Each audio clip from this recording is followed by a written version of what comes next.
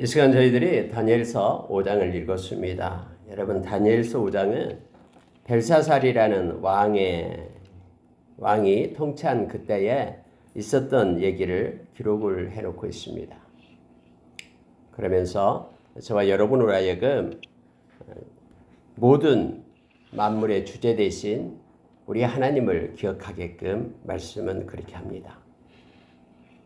최영희 권사님, 이쪽으로 좀 오시기 바랍니다. 이게 가려서요. 예, 감사합니다. 오늘 말씀 가운데 여러분, 벨사살 왕이 부친 느부갓네살 이렇게 표현을 하고 있어요. 여러분, 성경에는 아들이라는 단어를 자주 씁니다. 근데 실제 그 직계의 아들이 아니에요. 그러니까 후손도 아들이라는 표현을 써서 나타냅니다. 벨사살이 앞에서 나온 느부갓네살의 바로 밑에 아들이 아니라 한참 4대 정도 그 뒤에, 역사상으로 보면 뒤에 아들입니다. 그런데도 역시 성경은 이런 표현을 써서 나타내요. 그래서 부친이라는 표현을 쓰기도 하고 자기 아들이라는 표현을 씁니다. 근데 여러분, 성경에서 이런 단어들이 곳곳에 많이 나와요. 그게 틀린 것이 아니라 그때 당시에 사용하는 그런 표현입니다. 예를 들어서 이스라엘 백성이 실제적으로 애굽 땅에서 이렇게 노예로 살았던 기간이 430년이에요. 근데 어떤 성경에는 400년으로 기록되어 있죠. 430년도 그렇게 대표적으로 400년 이렇게도 표현을 하기도 합니다. 구체적으로는 430년을 쓰기도 하고요. 그러니까 이것이 틀린 게 아니라 그때 당시에 이렇게 말씀이 쓰여지는 그러한 문학적 그러한 요소다라는 것을 우리가 기억하면은 충분히 이해할 수가 있습니다. 벨사살이 있었던 때가 바로 바벨론의 마지막 왕이거든요. 바벨론이 멸망당한 때예요. 바벨론이 언제 멸망당합니까? BC 539년에 메대와 바사의 왕에 의해서 연합군에 의해서 멸망을 당하게 되죠. 그래서 그 마지막 때를 지금 쓰고 있는 거예요. 여러분, 우리가 잘 알다시피 그 다니엘이 포로로 끌려갈 때가 언제냐면은 BC 605년이에요. 그럼 BC 605년에 끌려갔을 때 이제 소년이었을 때 끌려갔겠죠. 소년. 그럼 그때가 뭐 한 10살 먹었다고 가정합시다. 그러면은 BC 539년까지는 벌써 60 몇 년이 지난 거죠. 66년이 지난 거네요. 끌려간 지가요. 그러니까 10살에 끌려갔다 해도 76세잖아요. 나이가 많은 그런 다니엘이었음을 지금 보게 됩니다. 그런데요, 하나님이 주신 그 은혜는 꿈을 해석하고 총명하고 명철한 그 은혜는 소멸되지 않습니다. 76세가 되어서도 아무도 그 땅의 아무 지혜자들이 그것을 감당할 수 없는, 해석할 수 없는 그 지혜를 하나님이 함께 하시기 때문에 이 나이 많은 다니엘이 그것을 해석하면서 또 이 시간에 당당하게 왕 앞에 그렇게 외칠 수 있음을 보게 됩니다. 여러분, 이 말씀을 읽고 이걸 생각하면은 우리가 고린도 후서에서 하나님께서 말씀해 주신 것이 있죠. 하나님의 백성들은 우리의 육신은 후패해요. 날이 갈수록 후패합니다. 손도 발도 말도 듣지 않고 이빨도 그렇고요. 그렇지만은 여러분, 예수 안에 있는 사람, 성령이 있는 사람들은 그 내면은 날로 새로워져요. 주님과 계속해서 말씀을 가지고 기도하는 자는요, 내면이 점점 더 깊어집니다. 하나님과의 깊은 교제 가운데 우리가 있게 되고 우리의 속사람이 새로워지고 더 깊어지는 그러한 강해지는 내면을 가질 수 있음을 성경은 가르쳐 줍니다. 다니엘도 그랬어요. 그 어린 아이가 처음에 마음에 정했죠. 나는 세상으로부터 오는 것을 받지 않겠다. 하나님으로부터 온 것을 받겠다라고 하며 죽으면 죽으리라 하고 다니엘과 그 세 친구가 그렇게 작정하고 나갈 때 험난한 일들이 있지만 그런 일들이 있을 때마다 오히려 그런 일들 때문에 더 다니엘과 세 친구가 더 존귀게 되고 그것 때문에 하늘로부터 주어지는 은혜가 더 커졌음을 성경은 우리에게 가르쳐 줍니다. 그래서 우리가 이 세상에 살아갈 동안에 어려운 일이 있을 때, 또 힘든 고난 가운데 있을 때 그것이 하나님의 사람을 어떻게 하지 못합니다. 그러니 그것 때문에 너무 짓눌리지 마시고요. 하나님께 맡기고 기도하면 하나님은 자기를 찾는 자들에게 상 주심이심을 믿는 것이 믿음이다라고 우리에게 가르쳐 줍니다. 오늘 말씀을 몇 군데를 보겠습니다. 자, 여러분 1절 보세요. 이 벨사살 왕이 그의 귀족 1000명을 위하여 큰 잔치를 베풀었다 해서 엄청나게 큰 잔치를 베풀고 있는 것입니다.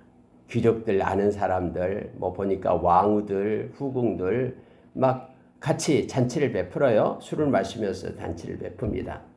자, 2절 보세요. 벨사살이 술을 마실 때에 갑자기 생각이 나는 거예요. 뭐가 생각나냐면은 붙인 느부갓네살 이렇게 있죠. 한 4대 위 정도 처음 붙인요. 이 느부갓네살이 예루살렘 성전에서 탈취하여 온 금, 은 그릇을 가져오라 명했다라고 말합니다.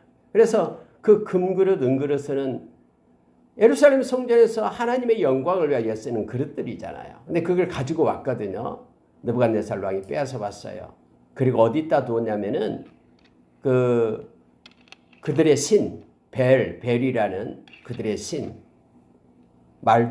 마르둑이라는 그런 신전에다가 두었어요. 그때 당시 여러분 마르둑이라는 이 신전이 바벨론에 55개의 큰 신전이 있었어요. 다른 뭐 잡신들의 그 신당들은 막 600여 개가 있었다고 합니다. 엄청나게 이렇게 다신 여러 신을 섬기는데 대표신 그 마르둑 그 벨이라는 그 신은 55개의 신전을 세웠다고 합니다. 근데 그 신전 한쪽에 다 갖다 놓은 거예요. 왜냐하면 그때 당시는 신들의 전쟁이라 그랬죠. 그래서 다 민족신이 있는데 전쟁에서 이기면은요 그 민족의 신 그걸 갖다가 전리품으로 가지고 자기 신한테 바치는 거예요. 그래서 예루살렘의 성전에서 쓰던 금그릇, 은그릇 이것을 가져다가 자기들의 신 벨 그 신전에다가 놔두었거든요. 근데 이걸 가져오라라고 명하는 거예요. 그거 가지고 자기들이 마치 신인 양, 하나님인 양, 그래 하나님의 노릇을 하는 거예요 지금. 그때 술을 따라가지고 부어라 마셔라 하면서 지금 그런 상태에 있었다라고 성경은 말해주고 있는 거죠. 근데 여러분, 그러고 나서 이제 그들이 신을 찬양하기 시작합니다. 자기들의 신, 다신이기 때문에 금으로 만든 신, 은으로 만든 신, 나무로 만든 신, 뭐 구리, 새, 돌로 만든 여러 가지 신들이 있어요. 그래서 그 신들을 막 찬양하기 시작합니다.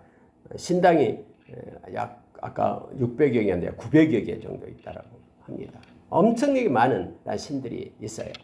그래서 뭐 자기 신들을 뭐 옳다라고 찬양하며 우리 신들이 여호와 신을 이겼다 하면서 박수 치면서 막 춤추며 찬양하기 시작한 거예요. 우리 신을 위하여 건배하자 하면서 야단났죠. 근데 여러분 갑자기요. 손가락이 사람의 손가락, 큰 손가락이 나타나가 손가락들이 그랬죠. 여러 손가락들이 그냥 왕의 눈 앞에 사람들이 다 보고 있는 그 벽 앞에 글을 쓰기 시작하는 거예요. 새겨져요. 막 그 벽에 글이. 손가락만 나타나가지고. 술 먹고 있다가 이거 기겁하죠. 이게 뭐냐. 그래가지고 이게 무슨 일이냐 하면서 이 일이 나타난 거예요. 왕이 큰 소리를 불러서 야 술객들, 갈대아 술사들, 점쟁이들, 뭐 박수들 다 데리고 와라. 이 글자를 읽고 해석하면은 자색 옷을 입히겠다. 이 말은 여러분 그때는 왕가들만 이 옷으로 구분을 하잖아요. 자색 옷을 입힌다 그러면은 왕의 권세를 주겠다라는 거예요. 통치자로 삼겠다. 셋째 통치자로 삼겠다라고 말합니다. 왜 셋째인지를 모르겠습니다만 어쨌든 셋째 통치자로 삼겠다. 뭐 자기 부왕이 살아있을 수도 있고요. 또 자기가 있고 하니까 그 다음으로 뭐 주겠다 했겠죠. 막 금은 보석 다 주겠다. 빨리 데리고 와라. 근데 여러분 다 데리고 와도 해석을 못해요. 해석을 못해요. 그래가지고는 이게 무슨 일 덜덜덜 떨고 있는데 성경이 이렇게 말하죠. 자 6절에 보면은요. 이에 왕이 즐기던 얼굴빛이 변하고 그 생각이 번민하여 넓적 마리가 녹는 듯하고 그의 무릎이 서로 부딪힌지라. 무릎이 얼마나 떨었으면 탁탁탁 부딪히는 거예요. 이 다리가요 녹는 듯하면서 그 포비아 상태에 가는 거예요. 막 그런 두려움 가운데 빠져가서 꼼짝을 못한 상태가 되어버렸다라는 거예요.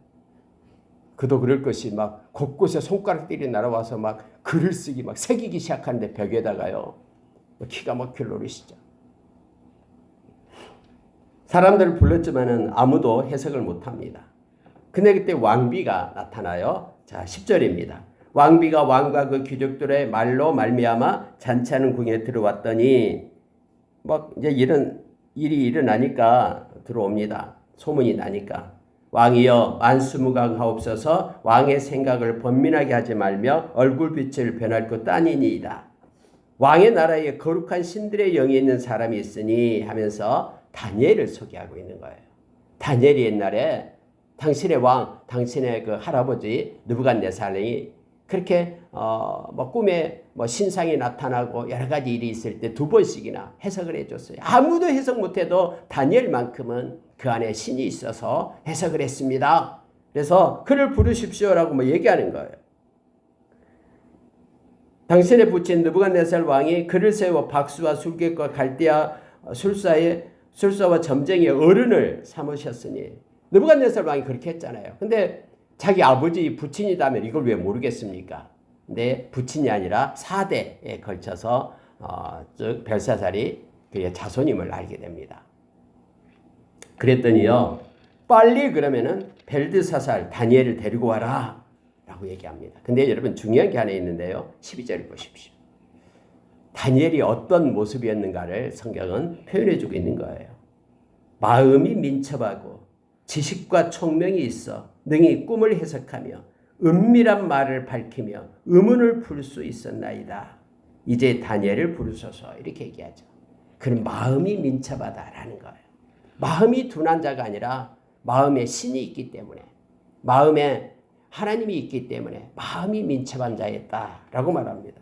모든 것을 다 해결하고 은밀한 모든 것을 풀 수 있는 영성을 가진 분이다 라고 지금 소개를 하고 있는 거예요. 모든 의문을 풀 수 있는 지혜가 있다 라고 말합니다.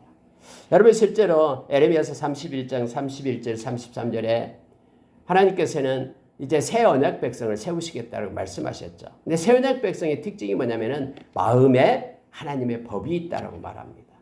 이게 마음에 하나님의 법이 있다라는 것은 이 마음 가운데 하나님의 말씀을 가진 자죠. 근데 여러분 이 말씀이 그냥 풀립니까? 성령님께서 말씀을 쓰셨기 때문에 성령님께서 풀어주시는 거죠. 그러니까 다니엘은 이 마음 가운데 마음이 민첩하다라는 것은 이렇게 그가 섬기는 신이 그의 마음 가운데 있다라고 말하는 거예요. 그래서 성령의 사람이 다니엘이었죠. 다니엘은 그의 모든 평생이 기도하는 사람이었고요. 다음에도 이제 6장에서 이제 기도에 대해서 나옵니다. 기도하는 사람이었고요. 하루에 3번씩 이렇게 예루살렘을 향하여 정한 시간에 하나님께 기도하고요. 또 성령의 사람이었기 때문에 또 다음에 여러분 7장 이하에서는 이제 애언을 하기 시작합니다. 그리고 다니엘은 말씀을 가진 자였죠. 그래서 에레미야를 통해서 70년 후에 회복될 것이라는 말씀을 다니엘을 가지고 하나님 앞에 기도하는 자였음을 알게 합니다. 이처럼 믿음의 사람이었고요. 사자굴에 던져져도 그는 두려워하지 않고 그것을 택하는 하나님께 기도하는 것을 멈추지 않았던 어제 우리가 찬양을 했듯이 기도하는 것을 멈추지 않는 믿음의 용사였음을 알게 합니다. 늘 평생이 그랬어요. 지금 70 몇 살이 75세 이상이 되지만은 그가 기도하면서 이렇게 살았음을 보게 됩니다. 그래서 그 다니엘을 불러라고 말합니다. 그래서 다니엘이 와요. 자, 16절 보시기 바랍니다. 내가 내게 들은즉 벨사살이 왕이 얘기하는 거예요. 너는 해석을 잘하고 의문을 푼다도다. 그런즉 이제 내가 이 글을 읽고 그 해석을 내게 알려주면 네가 자색옷 옷을 입히고 금사슬을 내 목에 걸어주며 너를 나라의 셋째 통치자로 삼으리라. 세상에서 줄 수 있는 거 다 주겠다라는 거예요. 이 왕의 그 자리만 빼고요. 부도 주고 또 뭐 금사슬 주고 권세도 주고 그렇게 하겠다라고 말합니다. 근데 여러분 17절 보시기 바랍니다. 다니엘이 어떤 모습으로 세상을 살았는지를 성경은 말해주고 있어요. 17절이요. 다니엘이 왕에게 대답하여 이르되 왕의 예물은 왕이 친히 가지십시오. 왕의 상급은 다른 사람에게 주십시오. 그럴지라도 내가 왕을 위하여 이 글을 읽으며 해석을 아뢰리이다. 나는 세상의 어떤 부귀영화 원치 않습니다.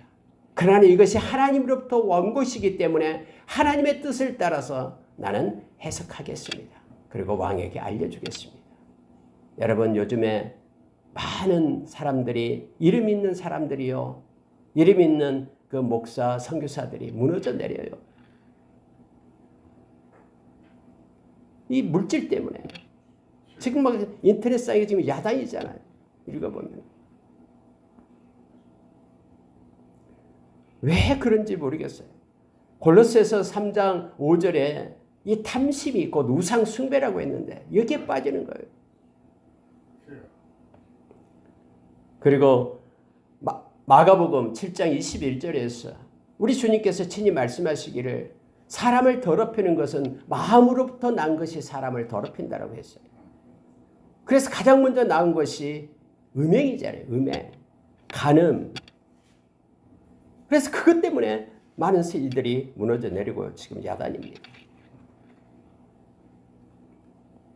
근데 여러분, 다니엘은요, 이러한 예물들, 이러한 상급들, 그거 다른 사람에게 주십시오. 그거 아무것도 주지 않는다고 해도 하나님의 뜻을 따라서 하나님이 그렇게 명령한 말씀을 해석해서 알려주라는 거, 이거 하겠습니다 라고 말하고 있음을 보게 됩니다.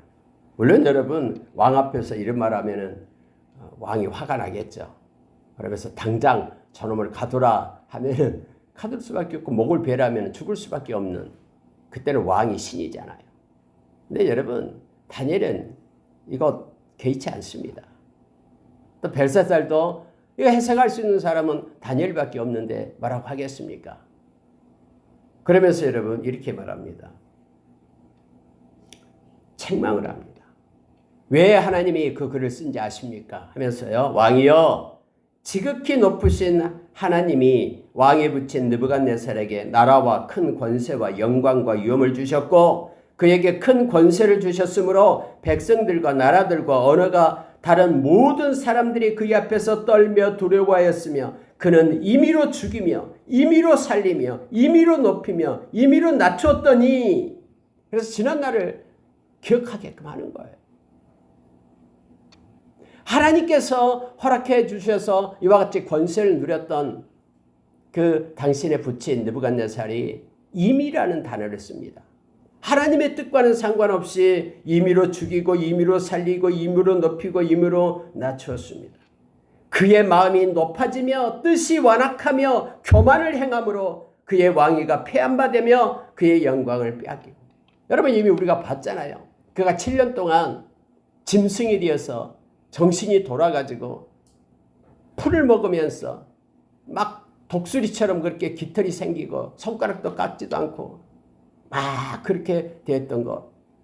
마음이 교만하여서 하나님처럼 자기 자신을 높였기 때문에 그의 왕위가 폐한바되었다라는 거예요. 그의 영광이 빼앗기고 사람 중에서 쫓겨나서 그의 마음이 들짐승의 마음 같았고 또 들나귀와 함께 살며 또 소처럼 풀을 먹으며 그의 몸이 하늘 이슬에 젖었으며 지극히 높으신 하나님이 사람 나라를 다스리시며 자기의 뜻대로 누구든지 그 자리를 세우는 줄을 알기에 이르렀나이다. 이런 걸 다 알면서도 보면서도 어떻게 당신이 그 살아계신 하나님께 영광을 돌리는 그것을 가지고 하나님처럼 술을 담아서 그것에 마시고 그렇게 하나님을 무시하고 또 뿐만 아니라 하나님이 아닌 금, 은, 돌, 나무, 구리 이와 같은 것 만든 그런 신상한테 절을 하면서 찬양하고 높였습니까? 여러분, 하나님은 늘 말씀 가운데요, 교만한 자는 반드시 꺾입니다. 우리가 잠언서에서 이 교만한 마음, 교만한 눈, 거짓된 혀, 여러분 이 교만은요 반드시 꺾여요. 특히 교만한 마음을 가질 때는요 겉으로는 그러지 않을지 몰라도 남을 무시하게 됩니다. 우리가 늘 경계해야 됩니다. 우리는 늘 영적인 전쟁이 바로 겸손과의 싸움이다 그랬죠. 남을 나보다 낮게 여기는 그런 겸손이 있어야 됩니다. 특히 믿는 자들을 서로에게 우리는 존중해야 됩니다. 왜냐하면 그건 너무너무나 소중해서 우리 주님께서 생명 주고 산 소중한 하나님의 자녀잖아요. 겸손으로 허리를 동여라고 말합니다. 겸손할 때 하나님은 그와 함께합니다. 곳곳에서 말합니다. 미가서 6장 8절에서 겸손히 하나님과 함께 행하는 것, 그것이 하나님이 원하신다고 말합니다. 이게 겸손한 자만 하나님과 동행할 수 있어요. 하나님이 함께 가자. 그러면 같이 가는 거예요. 근데 교만한 자는 아니요. 나는 내 길이 있습니다. 내 할 일이 있습니다. 이렇게 얘기하죠. 심령이 가난하다라는 것은 겸손하다라는 뜻입니다. 천국이 그들의 것임을 우리에게 말합니다. 우리가 갈라디아서 2장 20절에서 나는 죽고 내 안에 그리스도가 산다는 것이 믿음이다라고 말하죠. 근데 나는 죽는다라는 것이 겸손을 얘기합니다. 여러분 여기에서 이제 느부갓네살 왕이 그렇게 임의로 권세가 있고 모든 나라를 다 통치하니까 마치 자기에게서 난 능력 있냐 그렇게 행할 때에 하나님께서는 그를 꺾어서 또 그가 행하기 전에 그렇게 꿈을 통해서 다니엘에게 그렇게 해석을 하게 했지만 그것을 버리잖아요. 그래서 그 권세도 아무에게나 하나님이 주실 수 있다라는 것을 알면서도 왜 당신의 부친의 그 길을 따르지 않고 당신이 그렇게 교만했습니까? 라고 지금 말합니다. 자, 22절 보십시오. 벨사살이여 왕은 그의 아들이 되어서 이것을 다 알고도 아직도 마음을 낮추지 아니하고 도리어 자신을 하늘의 주제보다 높이며 그의 성전 그릇을 왕 앞에서 가져다가 왕과 귀족들과 왕후들과 후궁들이 다 그것으로 술을 마시고 왕이 또 보지도 듣지도 알지도 못하는 금은 구리 새와 나무 돌과 만든 신상들을 찬양하고 도리어 왕의 호흡을 주장하시고 왕의 모든 길을 작정하시는 하나님께는 영광을 돌리지 아니한지라. 여러분 다니엘이 이걸 말했을 때 그 모습이 눈에 선하잖아요. 막 1000명이나 되는 그의 막 귀족들이 다 있는 앞에서 다니엘이 큰 소리로 벨사살을 향하여 지금 외치고 있는 거예요. 왕이여 어떻게 이렇게 할 수 있습니까? 그 노인이 강한 힘으로 권세를 가지고 외치고 있는 거예요. 왕의 호흡을 주장하시는 하나님을 왜 당신은 찬양하지 않습니까? 왕의 모든 길을 작정하시는 하나님, 그 하나님을 왜 찬양하지 않습니까? 여러분 실제 저와 여러분의 이 인생의 삶의 이 길이를 정하신 분이 우리 하나님이시죠. 그래서 여러분 우리의 모든 것들은 우리의 생명은 하나님 거예요. 하나님이 이제는 오라 그러면 우리는 갑니다. 그래서 시편의 기자는 하나님 우리가 우리의 생명을 셈할 수 있는 지혜를 주십시오라고 말합니다. 이 한 뼘과 같은 우리의 인생에서 이 길이를 보면서 우리 인생을 가지고 세월을 아끼면서 하나님께 영광 돌릴 수 있도록 우리의 인생의 길이를 셈할 수 있는 지혜를 주십시오. 그래서 여러분 모든 길을 작정하시는 하나님을 우리가 기억하길 원합니다. 새벽에 와서 하나님 앞에 이렇게 예배드리기 전에 기도할 때에 하나님을 기억하십시오. 예수님을 기억하시고요. 성령님께 영광을 돌리는 저와 여러분이 되기를 원합니다. 하나님을 기억하실 때에 에레미야서 17장을 보면서 영화로우신 보좌 있는 하나님 영광 받으십시오. 시작부터 높은 곳에 계신 존귀하신 하나님 우리의 예배를 받으십시오. 영원히 살아계시는 우리 하나님 우리가 하나님께 소망을 둡니다. 예배의 성소가 되시는 거룩하신 하나님 영광 받으십시오. 생수의 근원이 되시는 전능하신 하나님 우리의 예배를 받아주십시오. 찬양을 받아주십시오. 찬송받기에 합당하신 공의로우신 하나님. 그리고 느헤미야서 9장 31절 33절을 기억하면서 하나님을 영광을 돌리십시오. 하나님 은혜가 풍성하신 하나님 긍휼이 많으신 하나님 우리에게 은혜와 긍휼을 주십시오. 광대하시고 능하시고 무서우신 하나님 우리가 하나님을 평생 찬양하겠습니다.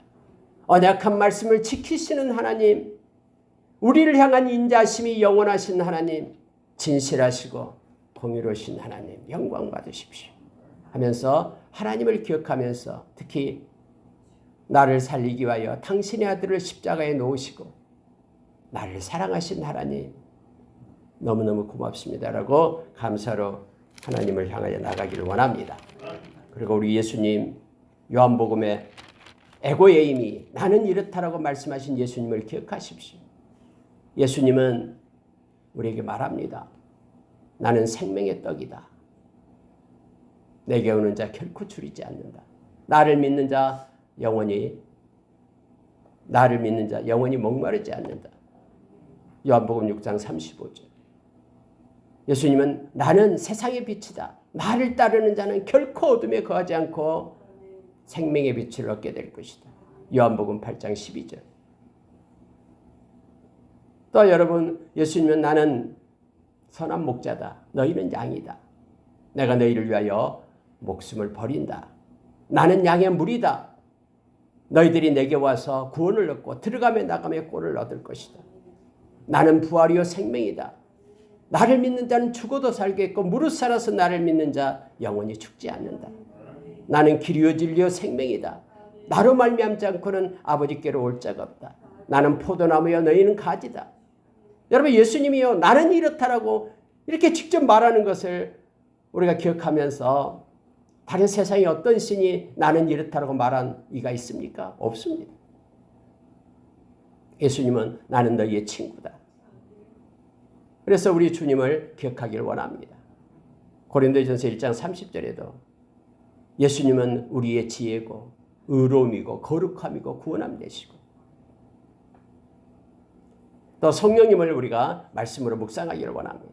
성령님 우리를 떠나지 않고 하나님의 사랑을 부어주시고 성령 안에서 하나님의 나라를 우리 가운데 임하게 하시고 우리로 하여금 하나님의 나라를 상속받게끔 그렇게 하시고 우리 안에 계셔서 기름 부어 깨닫게 하시고 말씀을 주시고 기도할 때에 성령님 함께 하시고 우리에게 죄와 의와 심판에 대해서 깨닫게 하시고 우리를 장래의 일을 알게 하시고 우리를 진리 가운데로 인도하시고 성령님, 그래서 성부, 성자, 성령이 하나님을 우리가 기억하며 감사의 기도를 드리는 저와 여러분이 되기를 원합니다.